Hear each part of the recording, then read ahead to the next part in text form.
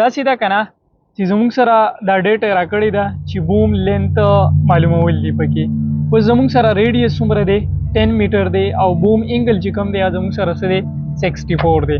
اوس ګوره دا 64 انګل به مونږ استعمالو او 10 ریډیس به استعمالو په دې په ذریعه به سره کیلکولیټ کې بوم لینث به کیلکولیټ کې. نو دا غیر لپاره زموږ سره یو داسې فارمولا ده کنه چې cos theta is equal to base divided by hypotenuse. اوس زموږ سره بیس څه شي دی کنه بیس اصل کې زموږ سره په میثس کې موږ دا ده خو دلته به موږ بیس کنسیډر کوو سو ریډیس او هایپوټینس به موږ کنسیډر کوو سو دا کوم بوم لینث چې دی دا به کنسیډر کوو. ټیک ده.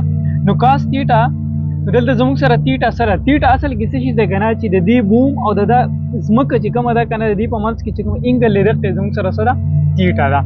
اوس دلته تیټا زموږ سره سره 64 ده 64 ده او دلته چې کوم دی بیس اصل کې دلته د فارمولا کې بیس ته خو دلته زموږ سره څه دی ریډیس په بیس په زه ریپلیس کوم په څه باندې په ریډیس باندې. نو ریډیس زما سره څه ده یا به زه دلته څه ولیکم آر به ولیکم او آر زموږ سره څه دی 10 دی کنه 10 میټر دی او دا به ډیوایډ کوم په څه باندې دلته هایپوټینس ته په فارمولا کې او دلته زموږ سره د هایپوټینس به زه ریپلیس کوم په څه باندې نو په بوم لین باندې. نو که نیکسټ ټایم زه دا چې یم چې cos theta is equal to radius divided by boom length نو زما به دلته د هایپوټینس نو مطلب صحیح بوم لینث وي او د بیس نو مطلب زما سي ریډیس وي. نو دلته هایپوټینس په ځای کې به زه ولیکم بوم لینث.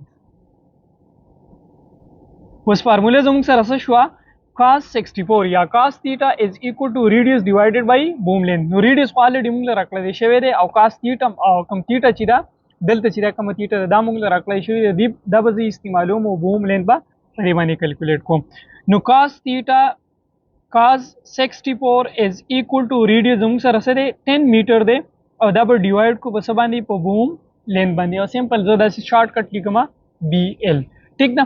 نو اوس معلوموم څه شي زه بوم لینث او دا بوم لینث زموږ سره څه دی په ډینامینیټر کې. نو که زه دوانه سایډ ته یا زه سمپل دا وکم کنه چې دا بوم لینث دلته راوړم او دا کوم cos 64 چې دی کنه دا دلته راوړم دا به زموږ سره فارمولا به څه شي BL is equal to 10 divided by 10 meter divided by cos 64 دا به زموږ سره راشي.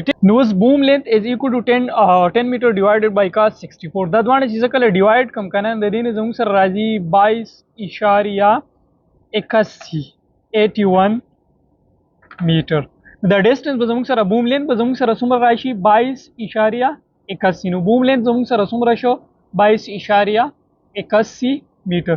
نو که چېرې زموږ سره صحیح ریډیس 10 میټر او بوم انګل زموږ سره صحیح 64 نو بوم لینث به زموږ سره څومره 22.81 میټر.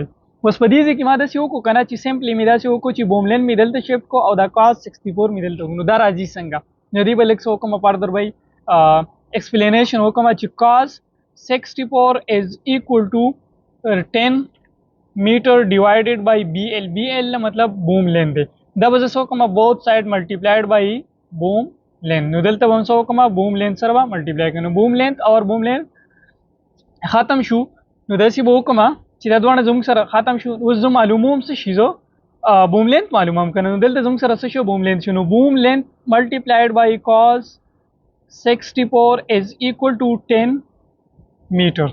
اوس دلته زموږ سره څه دی معلوموم بوم لینث دلته سره سره cos 64 دی کنه نو بوث سایډ بیا څه وکړه په cos 64 باندې ډیوایډ کنه چې کله مونږ په میث کې د ایکوال ساين نه یو طرف ته څه کوو نو بل طرف چې رائټ سایډ ته څه کوو نو به لیفت سایډ ته هم کوو. نو cos 64 نو cos 64 دلته ختم شو نو بوم لینث is equal to 10 میټر divided by cos 64 نو زموږ سره دا چې کله زه بیا فردر ډیوایډ کوم نو هم دا ویلیو به راځي.